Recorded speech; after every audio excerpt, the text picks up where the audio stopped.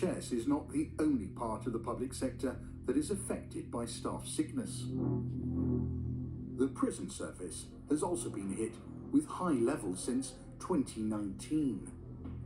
It was around 7:30 yesterday morning that a food delivery van left the prison.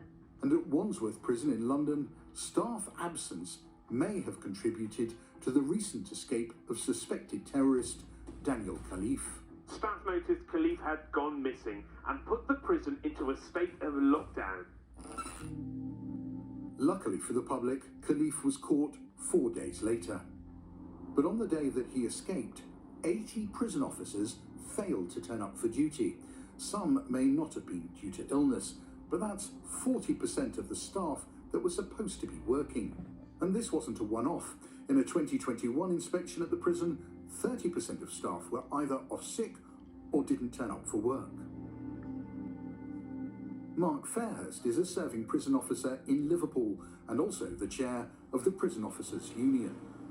I was in Wandsworth a couple of weeks ago after the escape to see how everyone was, and they should have had 130 prison officers on duty to look after 1,600 prisoners.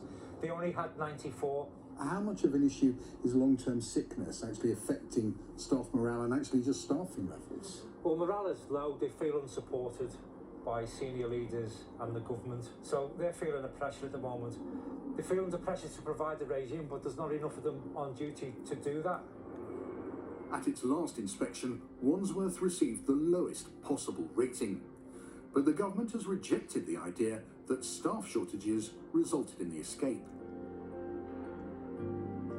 Later on, I sat down with Mark to find out what the situation is like across the prison service as a whole. This is the biggest crisis I've ever known in the last 30 years. For example, the last weekend at Liverpool Prison, we only had 31 prison officers to look after over 800 inmates. And how much should you have had?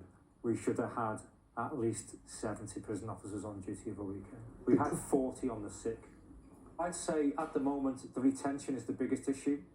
And of course, when you recruit new recruits who are often very young, in their late teens or early 20s, with a lack of support for them to nurture them, they will go sick.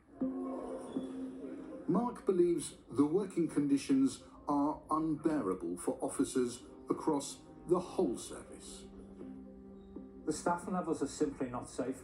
The problem is the longer hours you work in a violent and hostile workplace, the more burnt out you get, the more susceptible you are to making mistakes, and you don't get no support from senior leaders. That's the problem. There's nothing in place to support staff on the front line. After years of austerity, funding for prisons has actually risen since 2020. But with the government recently admitting there may not be enough space in our jails, it's clear that problems still remain. A prison service spokesperson said, "We provide extensive mental health support for our hard-working prison officers, and rates of absence due to sickness have fallen in the last year. We're increasing salaries to attract and retain staff and have invested £100 million to reduce violence."